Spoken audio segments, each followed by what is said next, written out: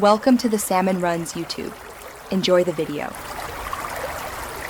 You start by softening the adhesive so the hook releases cleanly. Hold a hair dryer 2-3 inches away and move it in slow circles for 30-60 seconds.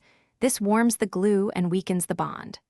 While heating, slide dental floss or fishing line behind the hook base so you're ready to saw through the softened glue. Once the adhesive feels pliable, position the floss low and pull with steady back and forth motion. Make sure to keep the wall warmed and avoid forcing the hook. You continue by sawing through the glue with controlled, steady strokes. Feed the floss all the way behind the adhesive edge and pull outward in a slow back and forth motion. This slices the bond without ripping paint. If resistance increases, apply heat for 10-20 seconds to resoften the glue. Once the hook flexes free, use a plastic card or old credit card to peel any remaining residue from the wall surface, sliding it parallel to the wall to avoid gouging the paint. You finish by removing residual adhesive and restoring the finish.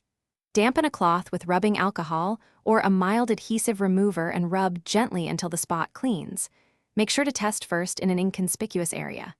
If paint lifted slightly, apply a small touch-up of matching paint after the wall is fully dry.